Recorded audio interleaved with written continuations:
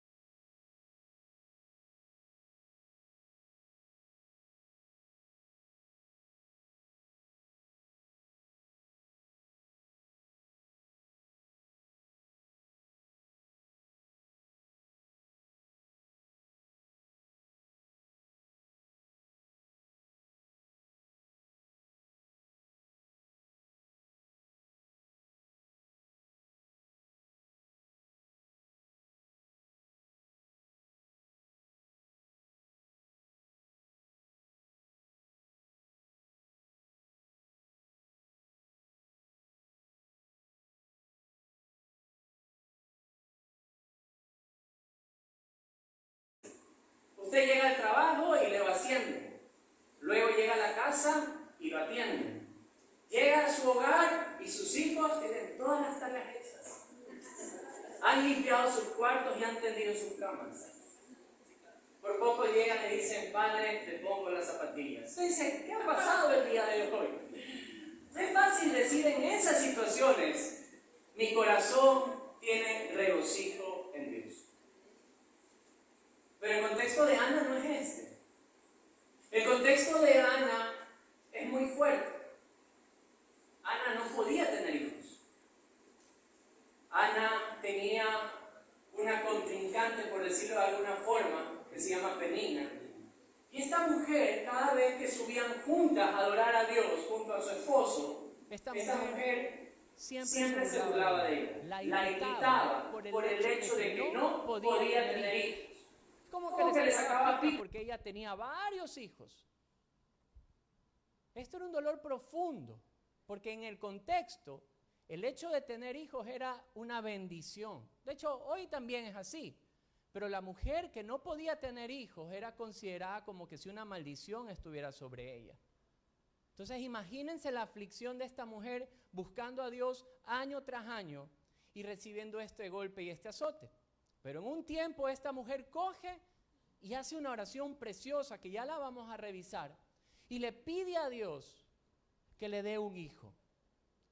Y ella hace un voto, hace una promesa, le dice, si tú me entregas un hijo, yo lo consagro a ti.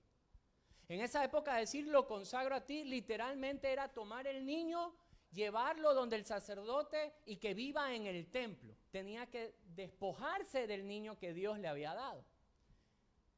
Ya había nacido el hijo, ya lo tenía con ella, ya lo tuvo aproximadamente 3 años. Yo hoy día lo veía a Richard, a Lady con sus pequeños hijos y qué bonito que son los niños chiquitos, ¿verdad?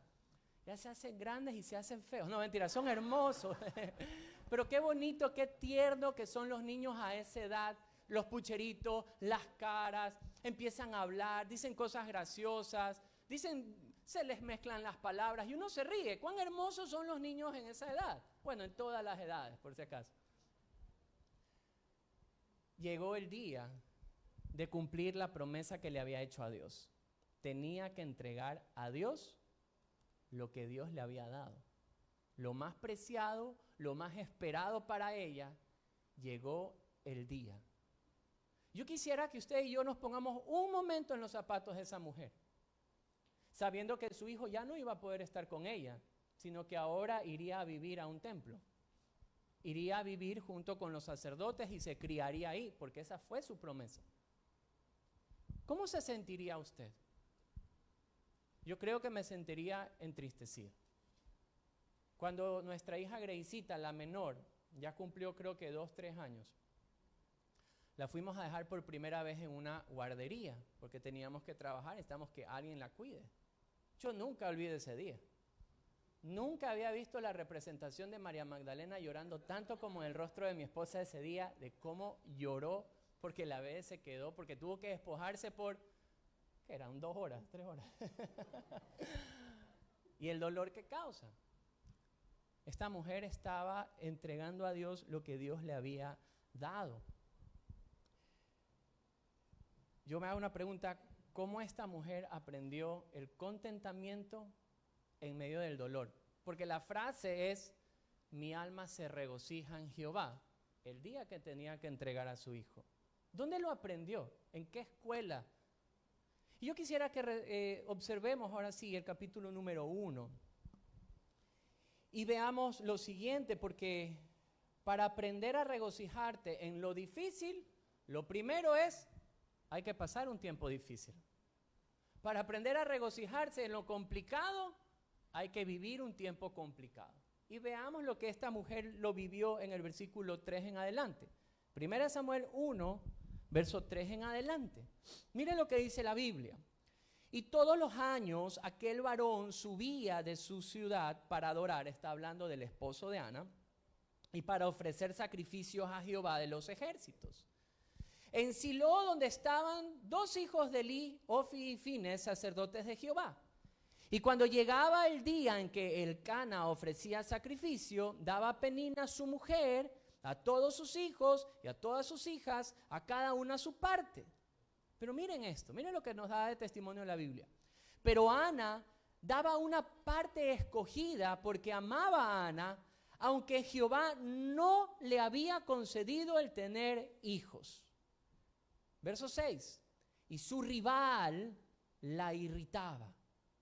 Esta palabra rival es interesante estudiarla porque no es una enemistad cualquiera, es un enfrentamiento voraz en contra de otro. Esa era la actitud de Penina hacia Ana. Verso 6, y su rival la irritaba enojándola y entristeciéndola porque Jehová no le había concedido el tener hijos. Y verso 7, así hacía cada año cuando subía a la casa de Jehová, la irritaba así, por lo cual Ana lloraba y no comía. Elcana, su marido, le dijo, maridos, aprendamos no a hablar así. Miren lo que dice este hombre. Ana, ¿por qué lloras? ¿Por qué no comes? ¿Y por qué está tan afligido tu corazón? ¿No te soy yo mejor que 10 hijos? Wow. Esta situación es difícil, es muy difícil. Porque no solamente que su rival era perversa, era mala. Imagínense esto, yendo a la iglesia y que mientras vas a la iglesia alguien te diga, pero ¿para qué vas si Dios no te escucha? ¿O para qué vas si Dios no te ama? Yo me imagino a esta mujer diciéndole a esta otra mujer, a Ana, diciendo, pero ¿para qué vas si Dios no te da hijos? Hay una maldición sobre ti. ¡Qué fuerte! Pero ella igual iba y buscaba a Dios. ¿Qué tan grande era su sufrimiento? ¿Qué nos dice la Escritura? Era tan grande que el apetito literalmente se le iba. Ese era su sufrimiento. Y no bastaba con eso la torpeza de su esposo. Cuán torpes que a veces somos los hombres cuando sacamos cualquier disparate y decimos cualquier cosa y no entendemos lo delicado que puede ser el corazón de una mujer. Poniéndose el esposo sobre el deseo genuino de ella de ser madre. O sea, si ella quería buscar refugio en su esposo, no lo iba a encontrar, porque su esposo no era muy inteligente en sus palabras. Y si se viraba hacia la otra señora, solo encontraba enemistad. ¿Cuán grande a veces puede ser un infierno en una casa? Cuando el corazón está tan duro. Y esto era lo que Ana vivía día tras día. Pero para aprender a hallar regocijo en lo difícil, primero se debe pasar lo difícil. Pero la Biblia nos deja ver algo muy interesante. Cada vez que usted encuentre un nombre de Dios en la Escritura, siempre tiene un significado, siempre hay un detrás, una historia detrás. Y la Escritura, si usted viene conmigo al verso número 3, a Dios se le llama de la siguiente forma. Y todos los años aquel varón subía de su ciudad para adorar y para ofrecer sacrificios, ¿a quién? A Jehová de los ejércitos. ¡Wow! Ese es el título que se le da a Dios. Y si usted ve en el verso número 11, dice que Ana hace voto diciendo, ¿y cómo le llamó Ana? Jehová de los ejércitos. ¿por qué no le llamó de otra manera? ¿Por qué no le llamó Dios mi sanador o Dios mi proveedor? Le llamó Jehová de los ejércitos. Lo que quiere decir esta palabra de los ejércitos junto al nombre de Dios es lo siguiente. Ella comprendió en su dificultad que Dios tenía el dominio universal. Sobre todas las cosas, Dios tiene dominio, es lo que ella está comprendiendo. Ante su esterilidad, aún Dios estaba en dominio. Aunque su rival venía y le irritaba constantemente, aún en eso Dios está en control. Eso es lo que ella aprende cuando le dice Jehová de los ejércitos. Aprende que Dios es como un general que gobierna y orquesta todo en la creación. O sea, nada se sale de control a Dios. Todo lo que Él quiere se hace y se cumple. Él le dice a la creación que haga algo y la creación simplemente le obedece. Este es el título que Ana expresa en esta historia cuando le dice de esa forma Jehová de los ejércitos. Es decirle, Dios, yo sé que tú estás en control. Ahora, ella aprende a regocijarse en lo difícil porque atraviesa lo difícil. Ella aprende a tener gozo, ella aprende a tener regocijo, contentamiento, porque aprende que Dios está en control. ¿Qué podríamos aprender nosotros cuando pasamos situaciones difíciles? Porque miren, si yo les diría a ustedes, levánteme la mano a quien le gusta pasar cosas complicadas, nadie va a decir amén, aleluya, gloria a Dios, porque nadie va a querer sufrir. En cierta ocasión, un hombre llamado D.L. Moody dijo lo siguiente acerca del sufrimiento, acerca de la muerte inclusive. Y dijo, a él le preguntan, señor Moody, vemos que usted predica con gran vehemencia y que predica sobre la esperanza de la vida eterna. Dice, ¿acaso usted no le tiene miedo a la muerte? ¿Usted desea morir? Y él le dice, la verdad es que no quiero morir. Pero sé que el día que muera, Dios me va a dar la gracia para hallar regocijo y contentamiento aún en la muerte.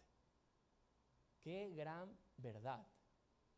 Porque esta mujer, ¿cómo puede expresar que tiene gozo en medio del contentamiento, sino que aprendió a tener gozo en medio de la dificultad? ¿Y qué podríamos aprender nosotros si tal vez hoy alguien sentado aquí tiene alguna dificultad o atraviesa alguna dificultad? Y yo quisiera que revisemos pequeños textos del Nuevo Testamento. Y la primera que quiero que revisemos está en 2 de Corintios. Si nosotros revisamos 2 de Corintios, entenderemos ciertas cosas del sufrimiento y del dolor. 2 de Corintios 4, versículo número 17. Usted llega ahí, dígame amén. 2 de Corintios 4, 17 dice así, porque esta leve tribulación momentánea produce en nosotros un cada vez más excelente y eterno peso de gloria. Este es un hombre que sí que la pasó difícil por causa del evangelio. Vaya que le pasó absolutamente de todo. Pero ¿cómo le llama la tribulación el apóstol Pablo? Como algo leve, pasajero. Algo que un día sí te va a afectar, pero tarde o temprano también va a pasar el dolor. Y ante eso, nosotros podemos hallar contentamiento en medio de la tribulación, porque queridos amigos, no dura para siempre. Aunque todos los días a Ana, su contrincante, la irritaba cada día más y más y más, Dios un día respondió. Y se dio cuenta que Dios siempre estaba en control. ¿Qué más podemos aprender? Vengamos un ratito a Romanos 8. En Romanos capítulo número 8 hay un versículo muy conocido en el verso número 28. Romanos 8, 28. Y la escritura dice así, y sabemos que los que aman a Dios, todas las cosas les ayudan a bien. No dice algunas cosas, no dice ciertas cosas, dice todas las cosas le ayudan a bien. Esto es, a los que conforme a su propósito son llamados. Cuando Ana pasa esta situación, Israel, el pueblo de Israel, vivía una situación durísima. Ellos eran dirigidos por los jueces, y vaya que tuvieron malos jueces. Gente que muchas veces llevó al pueblo a darle la espalda a Dios. Vivían algo que se le denomina la teocracia, porque Dios era quien gobernaba. No se le ocurre mejor idea al pueblo de Israel decir, ya no queremos que Dios gobierne, queremos que nos pongas un rey. Ese es el trasfondo de todo esto. Un declive moral en Israel.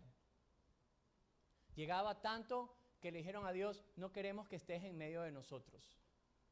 Y en medio de todo esto, una mujer sufría.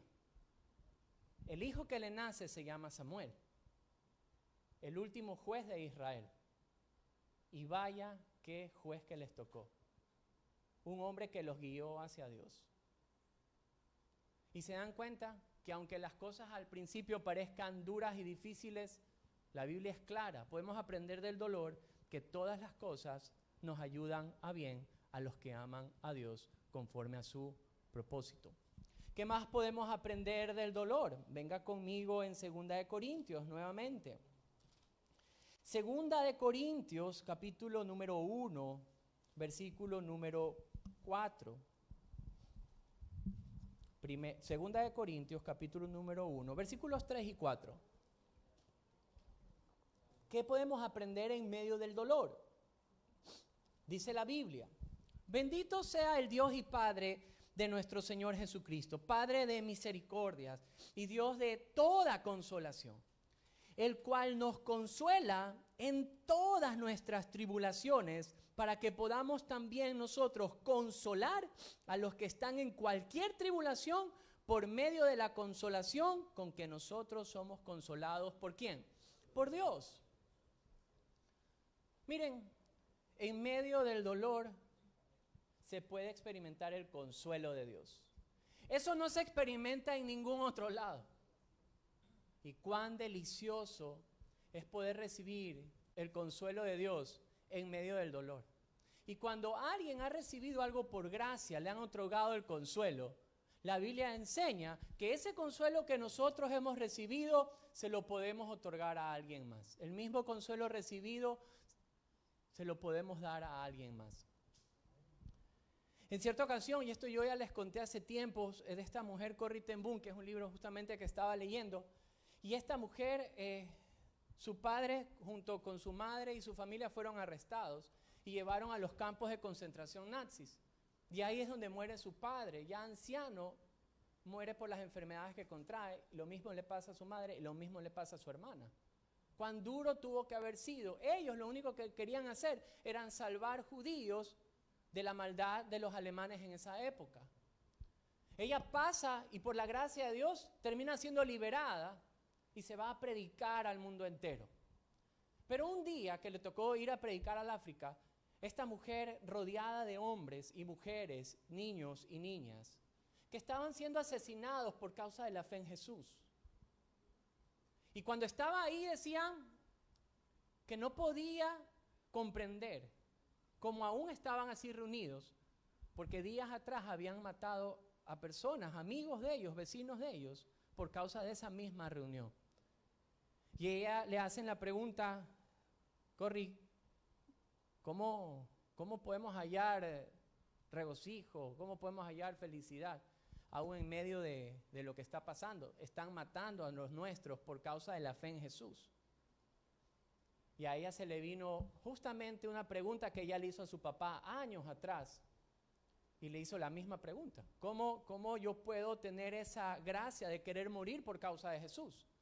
Y el papá usó una imagen súper buena diciendo, a ver hija, cuando nosotros nos vamos a ir de viaje y tenemos que coger el tren, ¿en qué momento te doy la entrada al tren?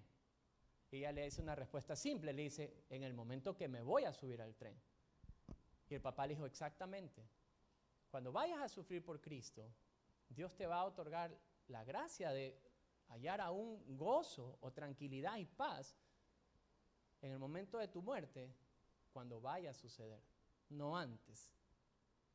Y ella usó esta imagen para traer consuelo a aquellos que estaban siendo perseguidos por su fe en Cristo. ella recibió consuelo y ella otorga consuelo.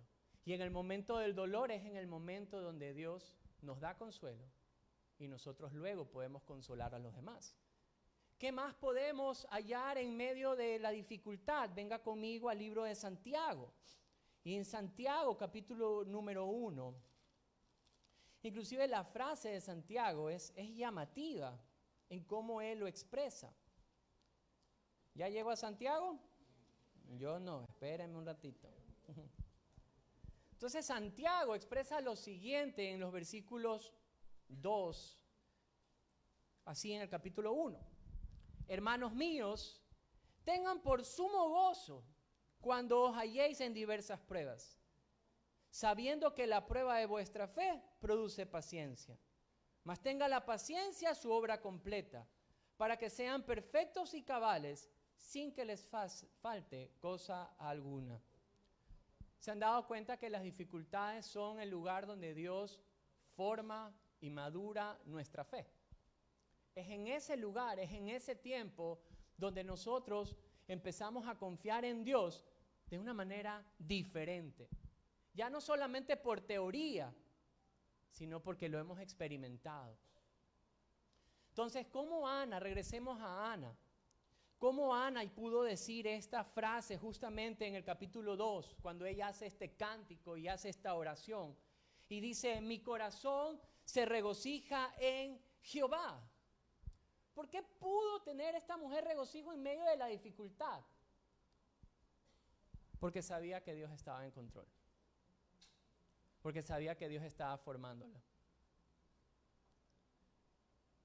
Tengo un primo, que cuando éramos chiquitos, siempre ha sido medio relajoso. Ojalá que no escuche esta prédica ya. Y era tan relajoso que siempre se metía en problemas. Toda la vida andaba metido en problemas. Desde chiquito le hacía una travesura a algún amigo, y los amigos, y sobre todo él era bien chiquito, de hecho hasta ahora es medio patuchito. Entonces, cada vez que él se metía en problemas, él cogía y sacaba pecho y decía, te saco a mi papito. Siempre decía lo mismo, hacía alguna travesura, los amigos venían a reclamarle que le iban a pegar y él decía, te saco a mi papito. Claro, su papá era gordito, cuando uno es pequeño todo papá es alto. Entonces él veía en su papá un Superman que estaba en control y que su papá podía venir y decir, tranquilo, y todos los niños se iban a asustar. Yo creo que la imagen de Ana era de que Dios es mucho más grande, mucho más extenso, mucho más poderoso que cualquier cosa que ella estuviese atravesando. Pero ¿cuándo lo comprende? Después del dolor, después de la aflicción. Pudo conocer a Dios de manera diferente. Ahora, ella no solamente, y diga conmigo, regocijo, pero dígalo como que estuviera regocijado. Regocijo, como que fuera el Día de la Madre, ¿verdad? Regocijo. Esa es la primera R que encontramos aquí.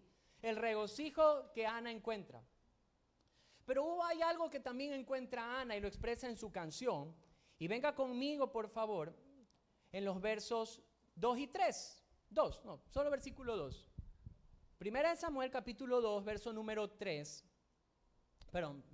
2. Y dice así, no hay santo como Jehová, porque no hay ninguno fuera de ti. No hay refugio como el Dios nuestro. ¿Qué es un refugio? A ver, ¿quién me puede dar una definición de refugio? ¿Qué es un refugio? A ver, un lugar de protección. ¿Quién más? Un lugar seguro. ¿Por acá? ¿No estudiaron? Bueno, bien, podemos hacerlo. Por acá, ¿qué es un lugar seguro? ¿Qué es un refugio? Perdón, ya di la respuesta acá. Un lugar de descanso. Solo una persona estudió por acá, entonces. ¿Un lugar? Mire, para el frío, un lugar cálido. Muy bien. Entonces, yo me tomé la molestia y busqué en el diccionario y da la definición de, como dijeron por a mi derecha, un lugar seguro, protegido en medio de la catástrofe. De hecho, esta palabra que aquí la pone como refugio es del hebreo sur. Esa es la palabra que se usa sur. Y la palabra sur significa roca. Eso es lo interesante. Pero esta roca no es cualquier roca, sino es un acantilado, una roca alta que está alrededor del agua, pero muy, muy, muy alta. Tan alta que te guarda de los enemigos. Esta es la imagen que Ana tiene en su mente como esta roca alta. Pero no nos caía bien la vecina y mi mamá vino y hizo las compras. Mamá, si escuchas esto, no, sí se enteró. Siguieron las compras y vamos con mi hermana y yo estaba justamente practicando béisbol. Entonces yo le dije a mi hermana, ¿sabes qué? Hagámosle guerra. Se llamaba Nancy, la vecina, y le habíamos dicho a la chismosa Nancy, porque así le decíamos. Entonces, no se nos ocurre mejor idea que coger los tomates, los huevos, la cebolla, la papaya, la sandía, los guineos, bueno, todo. Y le hicimos una ensalada de frutas al frente en la casa. Fue algo que decíamos, ay, le ganamos la guerra, le ganamos la guerra. Yo ese día aprendí lo que es un refugio. Entonces sale mi madre bien molesta, ¿verdad? Y dice, era como mi primo, voy a llamar a tu papito. Y mi papito sí que bestia era San Nicolás, o sea, con lo que encuentre nos da, Entonces llegó mi papito y sí que habíamos escondido todas las correas, habíamos hecho de todo. Pero en mi casa había una parte como una terraza, que solo era una escalera finita, y como mi papá era medio alto y gordito, decíamos, acá no llega. Entonces para nosotros, cuando hicimos esa travesura y queríamos librarnos del enemigo de la correa, ¿verdad? Subimos a esa parte con mi hermana, pero no nos habíamos cuenta que mi padre sí alcanzaba. Entonces, un lugar seguro es normalmente tú buscas una altura como para que tu enemigo no te alcance y no te vaya a hacer daño. Esa es la imagen. De hecho, la roca del alcantilillado es algo alto. O también, miren lo que dice el Salmo 91:4. Esta es la imagen que nosotros tenemos como de un lugar seguro. Salmos 91:4. En el Salmo 91:4 tenemos esta imagen de la protección. ¿Llegó? O versos 3 y 4 dice así: y él te librará del lazo del cazador, de la peste destructora, y con sus plumas te cubrirá, y debajo de sus alas estarás seguro. Escudo y adarga es su verdad. Entonces, normalmente cuando nosotros tendemos a pensar en un lugar seguro, pensamos en un lugar alto para que nada nos alcance, o pensamos en esta protección que nos rodea. Pero Ana nos da una imagen mucho más increíble, porque a veces no es tan difícil buscar refugio en algo tan alto e inalcanzable, o algo que sea tan grande que te cubra, sino que Ana da una perspectiva diferente del lugar seguro, y es de rodillas. El lugar de Ana, el lugar seguro de Ana, fue sobre sus rodillas. ¿Y cómo lo sabemos? Vengan un ratito a 1 Samuel capítulo número 1. Versículo 9 en adelante. ¿Llegó? Dígame amén. 1 Samuel, capítulo 1, versos 9 en adelante. Dice la Biblia: y se levantó Ana después de que hubo comido y bebido en Silo, y mientras el sacerdote Elí estaba sentado en una silla junto a un pilar del templo de Jehová, ella con amargura del alma, ¿qué hacía? Oró a Jehová y lloró abundantemente. Y hace voto diciendo: Jehová de los ejércitos, si te dignares a mirar a la aflicción de tu sierva, y te acordares de mí, y no te olvidares de tu sierva, sino que dieres a tu sierva un hijo varón, yo lo dedicaré a Jehová todos los días de su vida, y no pasará navaja sobre su cabeza. Mientras ella oraba largamente delante de Jehová, Elí lo observaba la boca de ella. ¿Qué quiero decir con esto? Ana pudo encontrar su lugar seguro, su refugio, ¿en dónde? En la oración. En expresarle a Dios lo que sentía, cuál era su dolor, sin importar lo amargo que era su situación. Ella determinó el buscar a Dios. ¿Qué es lo que normalmente hacemos nosotros cuando vivimos algún tipo de amargura o dificultad? Hay diversos caminos que cogemos los seres humanos. Lo primero puede ser una reunión con las amigas, o reunión con el mejor amigo o con la mejor amiga. Si fuera un ámbito sentimental, los típicos consejos son: un clavo saca al otro. Muchas y muchas otras cosas podrían venir a nuestra mente. Pero ¿por qué no vamos a lo más simple? ¿Por qué no buscamos lo más seguro para nuestra vida, que es hallar refugio, nuestro lugar alto, nuestro lugar donde podemos estar protegidos sobre nuestras rodillas? En cierta ocasión Jesucristo dijo que cualquiera que estuviera cansado y cargado podría venir a Él y hallar descanso en Él. Él le iba a dar descanso. Ahí hay una promesa. Pero el apóstol Pedro, venga conmigo, a mí me encanta, es uno de mis versículos favoritos.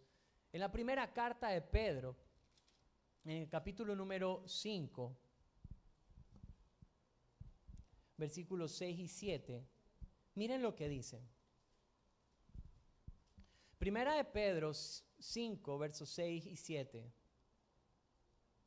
¿Llegó? Dice la Biblia: humillaos pues bajo la poderosa mano de Dios, para que Él os exalte cuando fuera tiempo. Y miren el 7, cuán preciosa es esto. Y echando cierta de vuestra ansiedad, echando algunas cosas que... me están mintiendo. Así dice, la Escritura dice, y echando toda vuestra ansiedad sobre Él, porque Él tiene cuidado de vosotros. ¡Wow! ¡Qué increíble esto de acá! Ana nos demuestra que no es lo alto que podamos correr o lo grande que pueda algo rodearte. Ella busca su refugio en sus rodillas, en la intimidad que Dios nos puede dar. Y la invitación en el Nuevo Testamento es exactamente igual.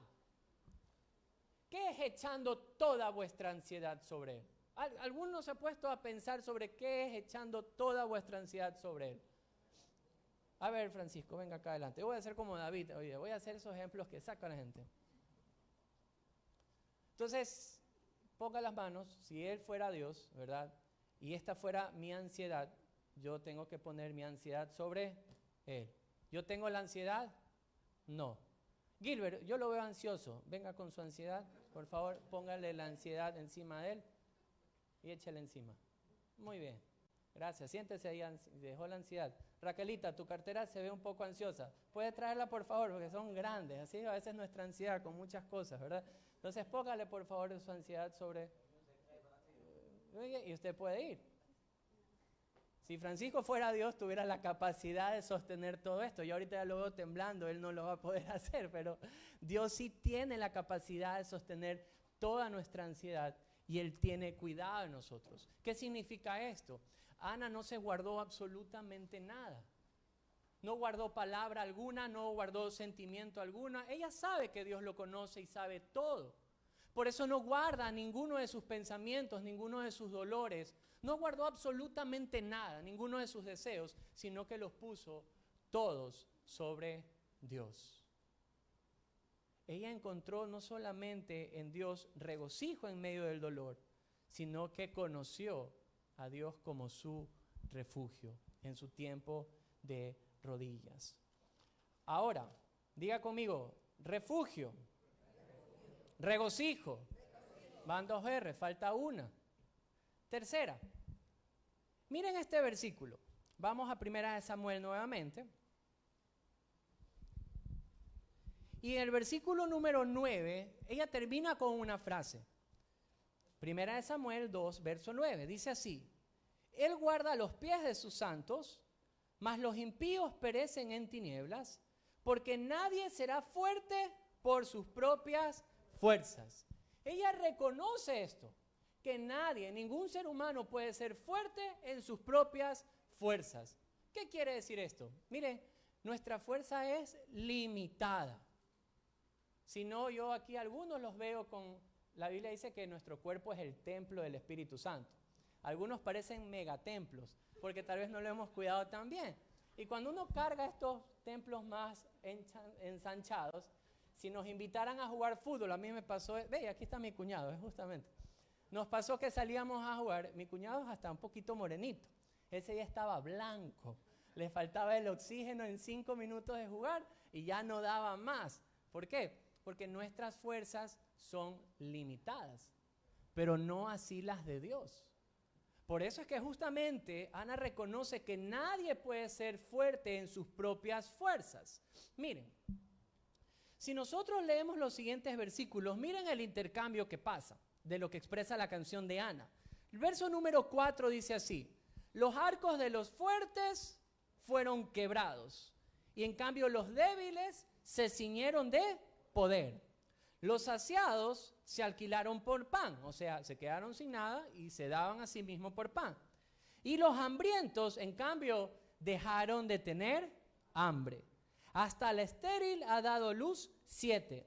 El que tenía muchos hijos, ¿qué pasó? Languidece. Miren lo que dice aquí ella. Jehová mata y él da vida. Él hace descender al Seol y él hace subir. Jehová es quien empobrece y él enriquece. Jehová es quien abate y él enaltece. Él levanta del polvo al pobre y del muladar al menesteroso, para hacerle sentarse con príncipes y heredar un sitio de honor, porque de Jehová son las columnas de la tierra. Si nosotros habláramos de Penina, por ejemplo, ella fue madre de muchos. Ella tenía algunos hijos. Pero ¿qué pasó luego con Ana? Yo solo me quiero, de verdad, quisiera llegar un día al cielo y si Penina está allá, decirle, oye, ¿cómo te quedó el ojo cuando a Ana Dios le da los hijos? Porque me quiero imaginar el rostro de ella. Yo nací en la época de las telenovelas mexicanas, entonces yo me acuerdo de Marimar, Mercedes Lajar, las caras de las malas cuando a la buena le pasaba algo bueno. Ese rostro me imagino yo que tenía, o sea, como que, ¿cómo es posible que puede pasarle algo bueno a ella? Su fortaleza se vino abajo, porque Dios le había dado hijos a Ana. ¿Qué pasó con la frase de este hombre, Elcana, cuando viene y le dice a la esposa, ¿no te soy yo mejor que 10 hijos? Dios literalmente le hace así elegantemente a Elcana cuando esta mujer tiene ahora a su hijo. ¿Y en quién se convirtió? Después lo vemos al final, puedes revisarlo en 1 Samuel. Bueno, sigamos. Entonces, la fuerza de ellos disminuyó. De hecho, se piensa que cuando ella escribe esto, tiene en mente a Penina, justamente por el cambio que Dios hizo. Pero en cambio, ¿cuál fue el sentimiento de Ana? Si Dios es quien ciñe de poder al débil, ella lo experimentó. Si Dios es quien sacia al hambriento, ella lo experimentó. Si Dios es quien da el hijo al estéril, ella lo está experimentando. Dios es quien da, Dios es quien enriquece. Y ella dice, miren el verso número 1 del capítulo 2, dice, en mi poder se exalta en Jehová. ¡Wow! Miren, ella reconoce algo, que lo que ella está viviendo, que lo que ella está recibiendo, no proviene de sus fuerzas, sino más bien que en su debilidad la fuerza de Dios obró. Y esto es algo increíble, porque en medio de la dificultad, ¿qué es lo que normalmente hacemos nosotros? Sino quererlo solucionar por medio de nuestras fuerzas. Pero ella reconoce que no sucede así. En la fe es todo lo contrario. Es en nuestra debilidad donde Dios va a obrar. Queridos amigos, una pregunta clave aquí. ¿Cómo puede hacer usted para ir al cielo? ¿Cómo puede hacer usted para poder la vida eterna sin ser condenado en un infierno? ¿Qué podríamos hacer?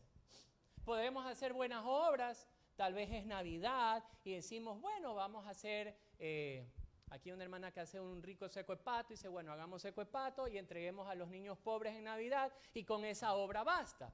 ¿Usted piensa que eso es suficiente? No, porque el ser humano es tan débil que aunque hoy haga una buena obra, mañana con una mala obra la borra. Así de débiles somos. Y es en esa debilidad del ser humano, de no poder hacer nada bueno para ganar la vida eterna, que Dios en su poder envía a Jesucristo, a su Hijo, perfecto en todo momento, sin tacha, sin pecado, pero muere en una cruz como culpable. Queridos amigos, si alguien hoy se puede jactar de que puede tener la vida eterna, no es por lo bueno que hemos podido hacer, sino todo lo contrario. Es por lo que Cristo ha podido hacer por nosotros. Que tomando nuestra forma siendo Dios, se dio en una cruz por nuestras debilidades, para que por medio de sus méritos usted y yo podamos alcanzar la vida eterna. ¿Cuán débiles somos? ¿Y dónde reconocemos que somos débiles? En la dificultad. Si no nos creemos Superman. 25, 26 años creo que tenía. Y uno en esa edad cree que se come al mundo. Y sí que, bueno, mi esposa es una mujer muy trabajadora, entonces hemos tenido que hacer un buen equipo y ser muy trabajadores. En cierta ocasión estaba yo, mi esposa en ese sentido es mucho más tranquila, tan afanado, porque tenía que hacer esto, que tenía que hacerlo acá, y yo confío en Dios, y yo sí, de hecho ya servíamos con los jóvenes, hasta que un día toca una enfermedad a mi cuerpo.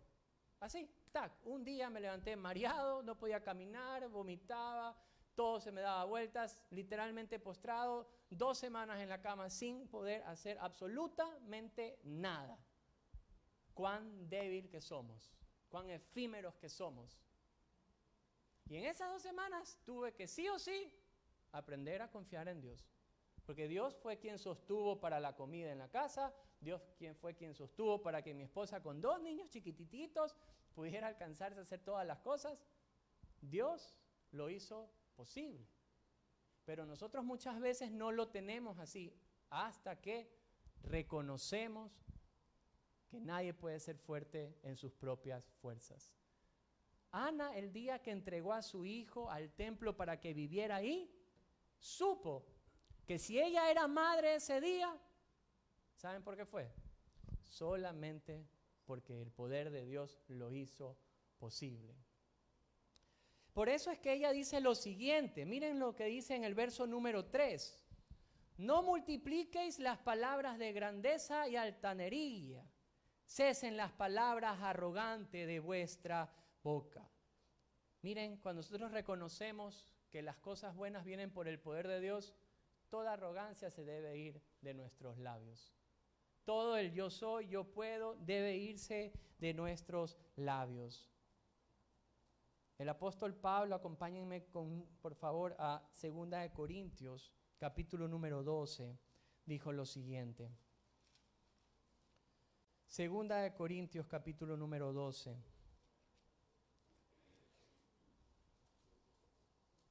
Verso 8 en adelante.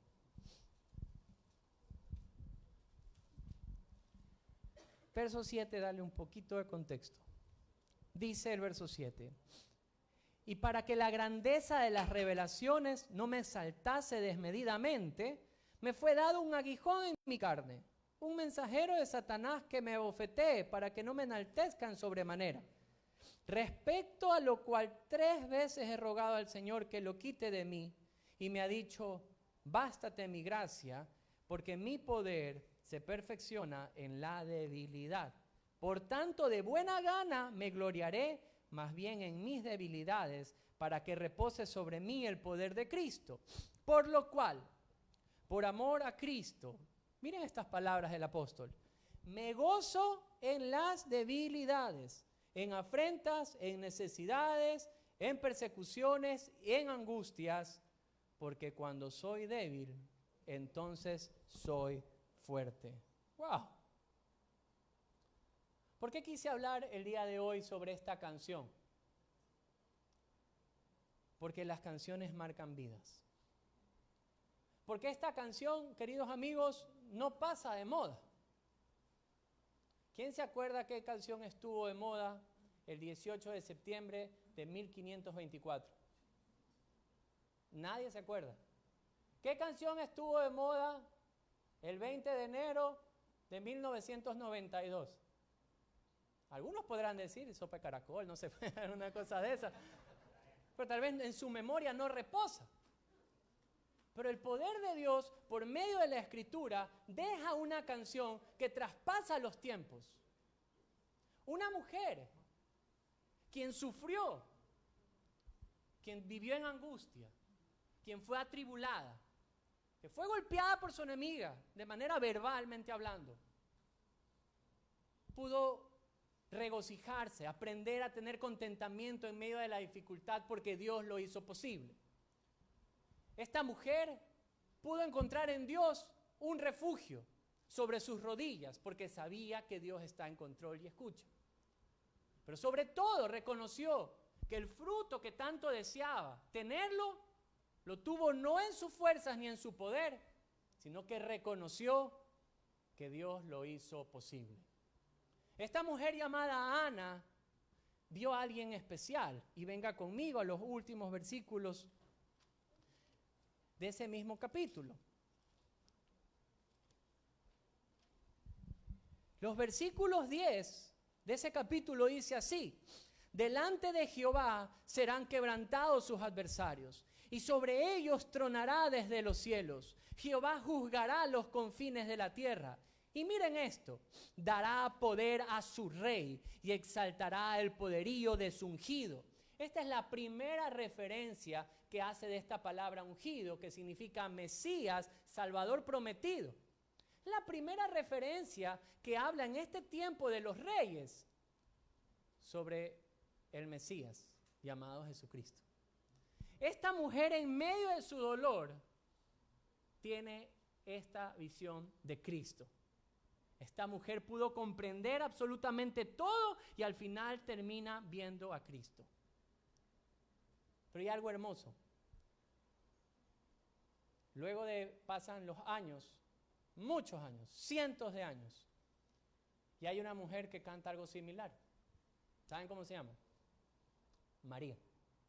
Si ustedes vienen conmigo a Lucas, capítulo número 2, por eso le digo que esta es una canción que no pasó de moda.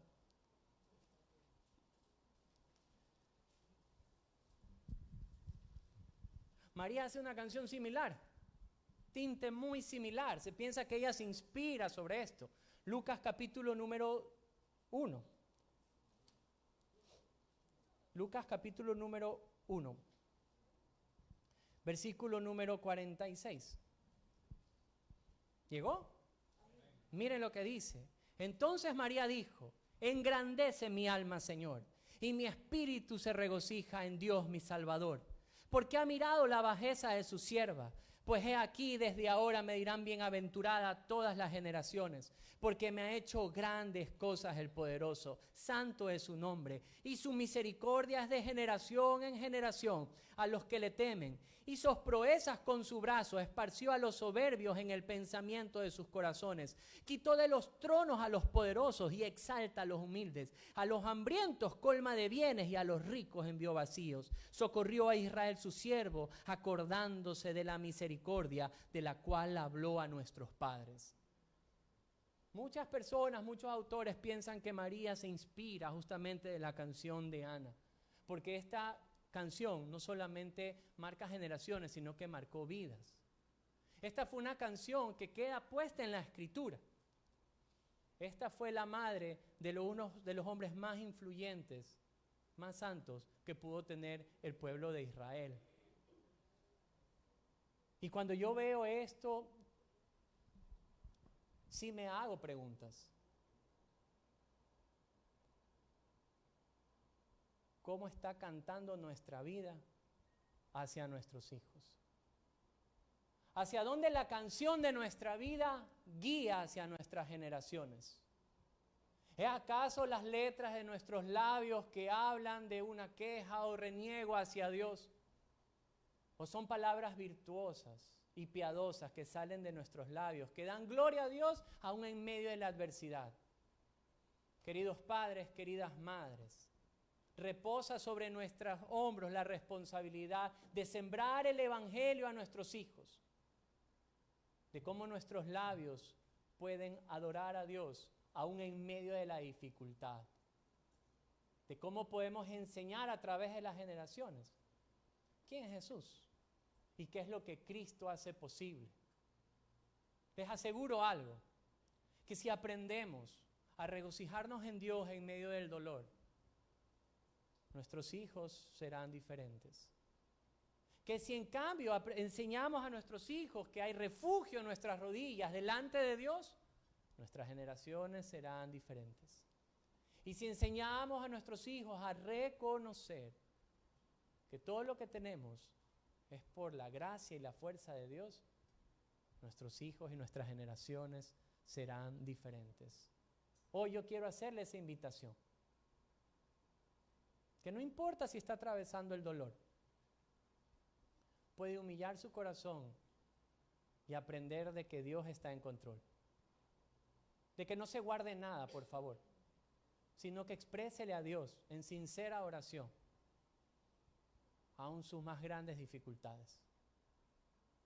Y que pueda reconocer algo precioso, que jamás nada se alcanza en nuestras fuerzas, sino solamente en la gracia que encontramos en Cristo Jesús. Amén. Oremos. Señor, te damos gracias en esta mañana por un precioso tiempo en tu palabra. Como decíamos al inicio de este tiempo, Señor, es un día especial, es un día donde podemos reunirnos y poder estudiar tu palabra y hallar en ella tu verdad. Nuestra oración al principio fue: Señor, no permitas que salgamos iguales, sino que nuestros corazones se encuentren fortalecidos en tu verdad y en tu palabra. Hoy hemos estudiado la vida de una mujer que vivió una vida complicada, que a pesar de que su enemiga la angustiaba y la irritaba constantemente, aprendió a regocijarse en medio de todo dolor, porque sabía que tú estabas en control. Que aprendió a hallar refugio en ti, que en medio de su dolor sus rodillas fueron suficientes. Te buscó en oración, depositó toda su ansiedad sobre ti, y vaya que se cumplió esa palabra en ella. Tú tuviste cuidado de ella. Señor, esta mujer que un día entregó a su hijo para que viva en ese templo, reconoció que aún ese hijo provino del poder de Dios y no de sus fuerzas. Comprendo que todo aquel que ha puesto su fe en ti llega a experimentar eso, a regocijarse, Señor, en su debilidad para que tu poder actúe en ellos. Padre, que este día de las madres podamos traer esto entonces a nuestra memoria.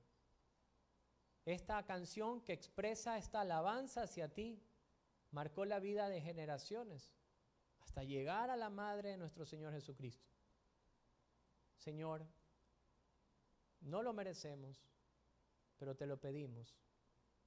Permite que nuestros labios alaben tu nombre y que nuestros hijos escuchen.